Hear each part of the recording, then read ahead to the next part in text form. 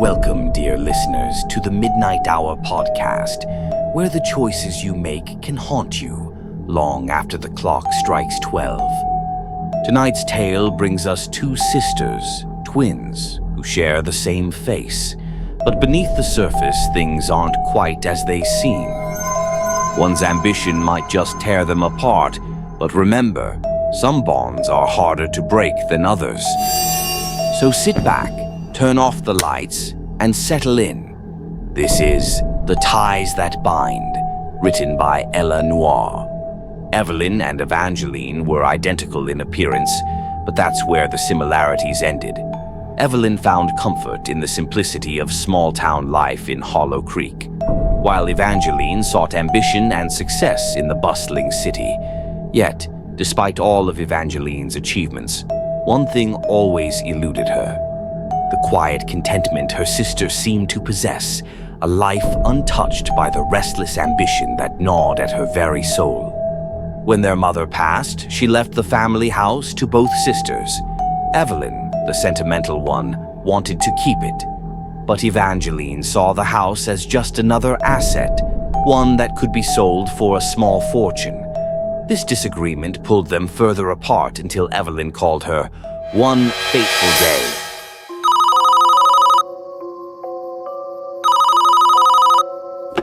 Evelyn, I don't have time for this. What's the problem now? We need to talk about the house. I've been thinking, maybe you could come back to Hollow Creek. Just for a visit, Evangeline. Please. Why? We've been over this 100 times. You want to keep it, I want to sell. Nothing's going to change. I just think you need to see it one last time before you make up your mind. Evangeline agreed, though not for sentimental reasons. If Evelyn was wavering, maybe she could convince her to sell. After all, Evangeline was a master at getting what she wanted. She packed her bags and left for Hollow Creek, ready to close the deal once and for all. The house loomed large as Evangeline pulled into the gravel driveway, unchanged by time. Its weathered facade and familiar creaks felt like a relic of a past life, a life she had long since left behind. She stepped out of the car, the air heavy with the scent of damp earth and memories she'd rather forget. It was the same house she'd left behind all those years ago, but now she saw only its worth. Every creak of the porch, every faded window felt like a reminder of something more valuable than silly sentiment. Evelyn stood on the porch, looking as serene as ever, her posture relaxed as if no time had passed. She smiled softly, as though nothing had changed between them. Perfect Evelyn. She was always her parents' favorite. Evangeline could feel all of the insecurities she had worked so hard to escape from, starting to flood back. She looked at the house. To her, it wasn't a place filled with childhood memories. It was an asset, and a valuable one at that. It's worth more than I thought. You could get a lot for this place, Evelyn. Evelyn's smile softened, but her eyes showed a flicker of disappointment. It's not about what it's worth, Evangeline. It's home. It means more than money. Evangeline's eyes swept over the property, ignoring her sister's sentiment. To her, this house was more than standing. It was a windfall waiting to happen, if only Evelyn would let go of the past. Evangeline's eyes hardened. Home? That word had lost meaning the moment she left Hollow Creek. To her, it was just a piece of property with a price tag. I'm not here to talk about feelings, Evelyn. This house is valuable, and I'm not letting it sit here while you cling to some outdated idea of what it means. Evelyn's smile faded slightly as she nodded, stepping aside to let her sister in. The air inside was cooler, almost stifling. The walls felt closer, the shadows in the corners a little too dark. They sat in the old living room across from each other. The tension between them was palpable. I know you want to sell the house, Evangeline, but this place is more than just property. It's a part of us, don't you feel that? You've always been sentimental, Evelyn, but this isn't about feelings. This house is worth a lot of money, and I'm not going to just let it sit here and rot because you're too attached to the past. It's not about money for me. It never has been. Don't you see that? This house is the only thing left of our family. I can't just let it go. Evangeline's patience was wearing thin. She had hoped Evelyn would have come to her senses by now, but clearly her sister was just as stubborn as ever. The resentment bubbled beneath the surface, memories of always being the one who was overlooked, always standing in Evelyn's shadow despite everything she had accomplished. You're always clinging to the past, Evelyn. You act like this house means something more than it does, like it's some sacred ground. It's just a house. And I'm not going to let you hold me back anymore. Evelyn's eyes flashed with something, hurt maybe, but also something deeper. She stood, crossing her arms as she spoke softly but firmly. It's never been about holding you back. I've just been trying to hold on to something that matters. You've spent so much time running away from everything, you can't even see what's right in front of you. You don't know anything about my life. You've never had to fight for anything. You just sit here in your perfect little world while I've had to claw my way up. You don't understand what it's like to want more. The room felt smaller now, the air thick with tension. Evangeline's heart pounded in her chest, her hands clenched into fists at her sides. Evelyn stepped closer, her voice calm but cold. She could feel a rage bubbling inside her. And what exactly do you want, Evangeline? To take what's mine because you've never been happy with what's yours? The words hit harder than Evelyn probably intended. Evangeline turned and grabbed her bags, heading up the stairs, as the room hung in a deafening silence. Evelyn followed her, still talking about how she would never sell the house. Then she said it. The one thing that she knew would hit Evangeline, where it hurt most. You have always been so jealous. Everything I had, everything I did. You always had to try to one-up me. Well, this is one situation that you can't do anything about. You can't sell unless I agree, and I will never agree, Evangeline. Never. The argument escalated. Evelyn's calm demeanor, the very thing Evangeline had always hated, finally cracked. She begged Evangeline to reconsider, to stop thinking about the money. But Evangeline was done being the lesser twin. She stepped closer, her voice cold. You've always had everything, Evelyn. You were always the perfect one, always loved. Well, not anymore. In a moment of rage, Evangeline pushed her sister. It was deliberate. The sound of Evelyn's body hitting the bottom of the staircase echoed through the empty house.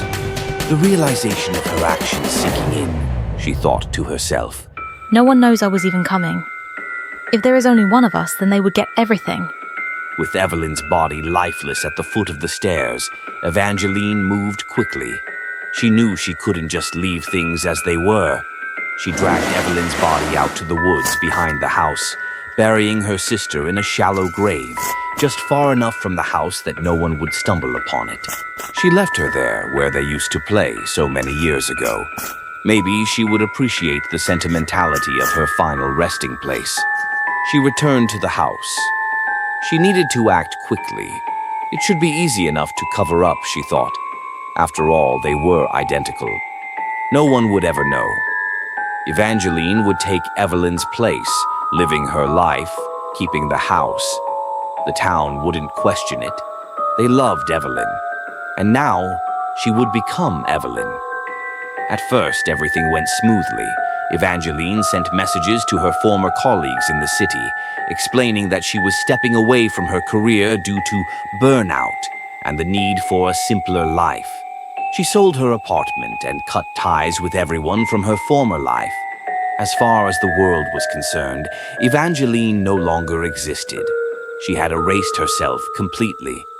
But it wasn't long before things started to unravel. The first time it happened, Evangeline was looking in the bathroom mirror. She was brushing her hair, going through the motions of being Evelyn. But when she glanced up, it wasn't her own reflection that stared back at her. It was Evelyn's. The reflection didn't feel like her own anymore. Even though they shared the same face, every time Evangeline looked into the mirror, it was Evelyn's calm, haunting expression she saw. The same look Evelyn had given her just before she'd pushed her. The reflection grew worse. Evelyn's presence lingered in every mirror, every reflective surface in the house. Evangeline couldn't look at herself without feeling her sister's eyes on her, watching, waiting. Everything is fine. I'm fine. It's just a matter of waiting things out now. As soon as I get the check for this place, I can leave and never look back. And Evelyn can stay here, at home, just like she wanted. The house was finally hers. The paperwork had gone through. The sale was nearing completion, and soon the check would be in her hands. She'd managed it all, outmaneuvered her sentimental sister, hidden the body, and convinced the world she was Evelyn. But as Evangeline sat alone in the empty house, the silence was far louder than she'd expected. The ticking of the old clock echoed through the hallways, the sound of her own breathing almost unnervingly loud in the still air. She glanced out the window, her gaze drifting to the backyard, to the spot where she had buried Evelyn. It's over. It's done. No one will ever find her. Her voice sounded hollow, even to her. She shifted in her seat, trying to shake off the creeping unease that had settled in since she returned to the house. Everything should have been perfect. She had won. The house was hers, the money was on its way, and she had her future to look forward to. So why did it feel like the walls were closing in? Evangeline sat alone in the quiet house, the paperwork for the sale finalized, the check on its way. She should have felt victorious. She had won. The house was hers, the past buried, quite literally. But as she sat in the silence, staring at the same walls she had grown up in, a strange sense of unease began to creep over her. The air felt heavy, the shadows too long, too still. She shifted in her seat, trying to shake off the feeling. It's just the house, old and creaky, she told herself. But then, faintly, she heard it, the soft creak of footsteps from upstairs. Her heart raced, her breath quickening. She swallowed hard and glanced toward the staircase. The footsteps grew louder, deliberate. It's just the house. It's just old. But the feeling didn't leave. It stayed, growing heavier. The walls seemed to close in around her, pressing down, suffocating. And then she heard it, her name, and that old familiar voice. Evangeline. Why, Evangeline? Her blood ran cold. She turned slowly, her eyes locking on the staircase. The shadows shifted, and for a moment she swore she saw her sister standing at the top, watching her. Evangeline's throat tightened. She squeezed her eyes shut, shaking her head, desperate to rid herself of the thought. You're not here. You can't be here. What do you want from me? I won. I took what was mine. But Evelyn's figure remained silent, her eyes fixed on her. The whispers grew louder, filling every inch of the house. Evangeline clutched her head, sinking to her knees. The house groaned, the shadows pressing in. Evelyn's figure moved closer until it was inches from her. The voice was right beside her ear now. Stay with me, Evangeline. Forever. She ran up the stairs, trying to escape the ghostly reminder of what she had done. Then,